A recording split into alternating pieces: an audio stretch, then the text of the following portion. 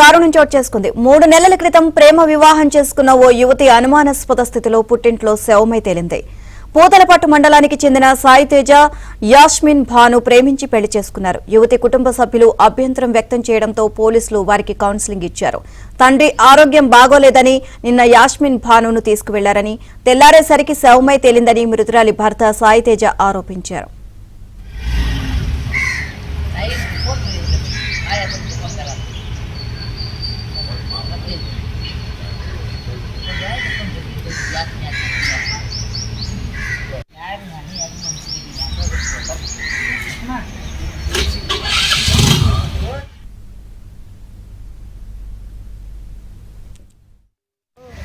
ఆడ అబ్బాయి తెచ్చి వదిలేసిపోయేసినాడు గాంధీ బొమ్మ కాడ.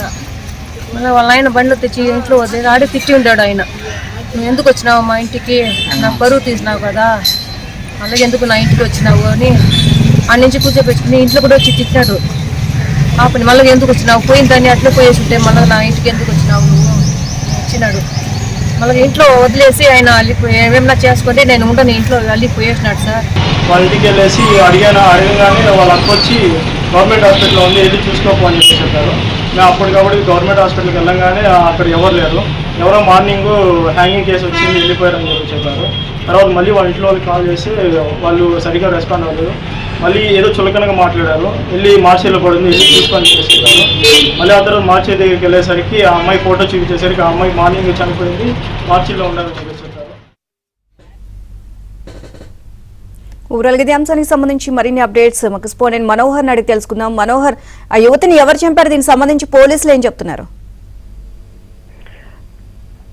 నీలిమ ప్రేమించి పెళ్లి చేసుకున్న ముస్లిం యువతి అనుమానాస్పద స్థితిలో మృతి చెందినటువంటి సంఘటన చిత్తూరు మసీదు మెట్లో చోటు చేసుకోవడం జరిగింది. దీనిపైన స్థానికంగా తీవ్ర కొంత దుమారం అయితే రేపుంది. ఎందుకంటే 3 నెలల క్రితమే ఈ ప్రేమ వివాహం చేసుకున్నటువంటి యాస్మిన్ అనేటువంటి ముస్లిం యువతి అనుమాన స్థితిలో ఇంట్లో తల్లిదండ్రుల వద్ద మృతి చెందడం, పూతలపట్టు మండలానికి చెందినటువంటి సాయితేజ ఈ యువతి ఇద్దరు కూడా 4 సంవత్సరాల నుంచి కూడా ప్రేమించుకోవడం జరిగింది. అయితే ఈ ప్రేమ వివాహానికి కులాలు అడ్డు రావడంతో వీరు ఫిబ్రవరి 9వ తేదీన నెల్లూరులో పెళ్లి చేసుకున్నారు. ఈ పెళ్లి చేసుకున్న తర్వాత తమకు రక్షణ కల్పించాలంటూ ఫిబ్రవరి 13వ తారీఖున తిరుపతిలోని ముత్యాలరెడ్డిపల్లి పోలీస్ స్టేషన్ కు వచ్చి అక్కడ పోలీసులను కోరడం జరిగింది. అయితే ఈ పోలీసులు యాస్మిన్ బాను తల్లిదండ్రులను పిలిపించి కౌన్సిలింగ్ ఇచ్చి పంపించారు.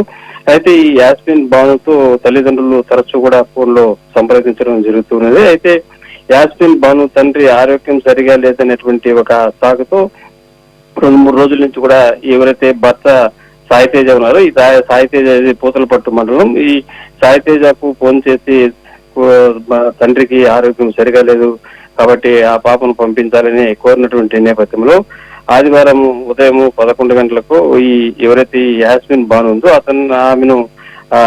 అతను సాయితేజ కారులో తీసుకొచ్చి చిత్తూరుకు తీసుకురావడం జరిగింది. చిత్తూరుకు తీసుకొచ్చినటువంటి ఈ యాస్మిన్ బానును ఆయన సోదరులు లాలు వచ్చి వేరే కారులో తీసుకుని ఇంటికి పోవడం జరిగింది. ఇంటికి పోయిన వెంటనే కూడా ఆ యువతి అక్కడ చనిపోవడం జరిగింది. ఈ చనిపోయిన విషయాన్ని తల్లిదండ్రులు ఎవరైతే ఈ సాయితేజ ఉన్నారో అతనికి తెలియజేయడం, అయితే దీనిపైన తల్లిదండ్రులే ఆ బాలికను ఆ యువతిని చంపేయడం జరిగిందనే ఒక ప్రధానమైన ఆరోపణ అయితే ఈ సాయితేజ ఆరోపిస్తున్నారు. దీనిపైన పోలీసులు కేసు నమోదు చేసుకోవడం జరిగింది.